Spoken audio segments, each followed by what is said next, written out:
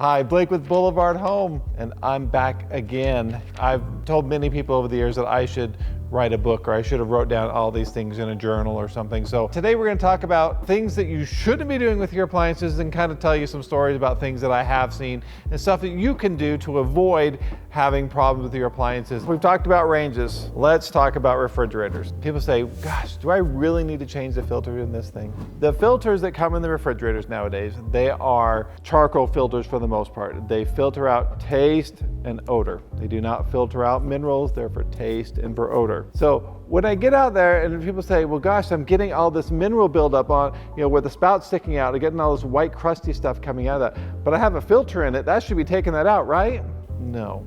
So if you have really hard water, you still have to do maintenance on your refrigerator. You have to wipe down the spout. You have to do things such as that, because that is something that is required. Now, if you leave filters in too long, there's other things that can happen. They will clog, which will cause water coming in slow out the refrigerator door. That's definitely will happen. It will also slow down the amount of ice the ice maker produces. You're gonna say, well, what? Ice makers, for the most part, are a timed fill, not by volume, time. So when that valve opens up, whatever amount of water can make it through in that time that the manufacturer has allotted, usually anywhere between 4 seconds to 8 seconds, depending on the manufacturer. Some are adjustable, but what can make it through in that time fills up that ice maker. So the complaint is going to be, well, gosh, it doesn't make much ice. Of course, you're going to have more ice with the one that fills up to the proper level. With filters, you are supposed to change them out.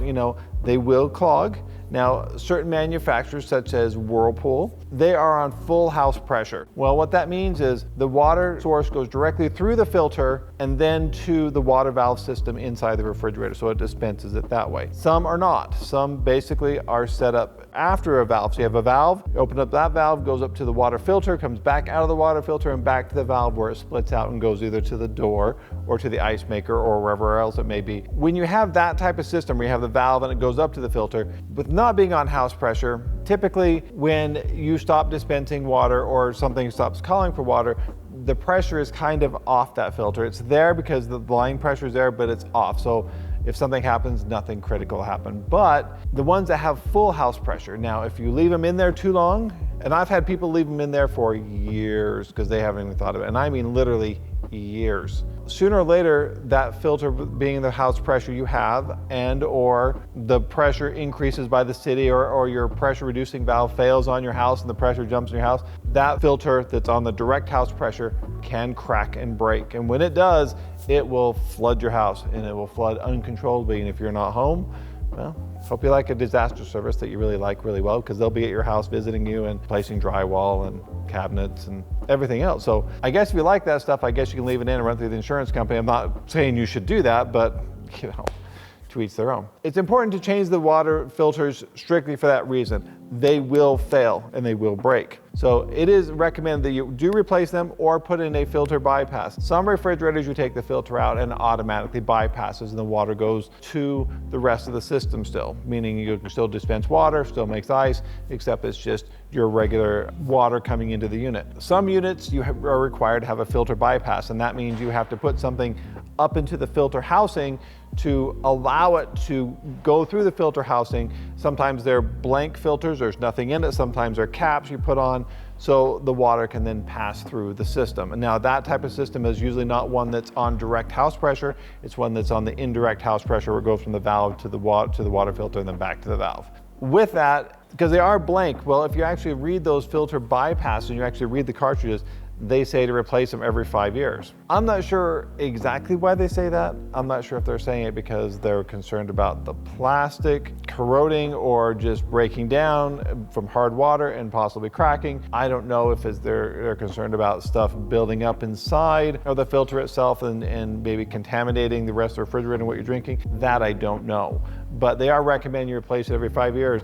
Take it for what it's worth. You may want to do that, but change your filters in your refrigerators. That is an important thing. If you're gonna have a filter and it's in the unit, replace it. If you have it connected to a reverse osmosis system, get a filter bypass. Don't run it with an RO system running to the refrigerator and then having it filter again, because again, you're gonna have slow water out the door and you're gonna have low pressure to the ice maker. So other things you don't do in the refrigerator. If you are a mega organizer where you have to have everything organized, and a lot of people put stuff in bins, and they have these bins from Amazon or from the Container Store or something that have these nice bins, and they stack everything so they can grab these containers, slide them out, and they can filter through them and find out what they want, pull it in and put it back. Well, when you do that, you cause airflow issues within the refrigerator. Refrigerators are dependent on airflow. You're dependent on air getting into that cabinet to flow through the food, go back around through the evaporator and get cold, the air to get cold again, and then come back through your food, so it could basically remove the heat from whatever product you have in the refrigerator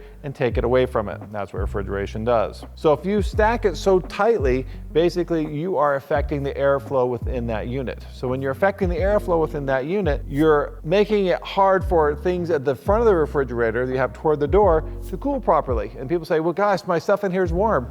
Well, yeah, because you got everything packed so tightly and so nicely against in there, there's no way the air can get through that food back and get cold again. There is a fine line between packing and overpacking. You can have it nice and organized. I do not recommend the bins. Do not push things over the back of the shelf where the air holes are. You pack things over there, again, you're affecting airflow. These are things that you shouldn't be doing in refrigerators to help them work right, because if you're not doing that, the refrigerator is just working overtime, trying to get the air through the stuff, trying to get stuff cool, and it's never getting cool because it's all affecting it. So in my experience, just a helpful tip, don't do that. Pay attention to your filters, because it is important in these new refrigerators. Thank you for watching our video today. I hope you've learned something. Make sure you check out our other videos on this series. We broke them down into different categories, and so watch them, have some fun, and please like and subscribe.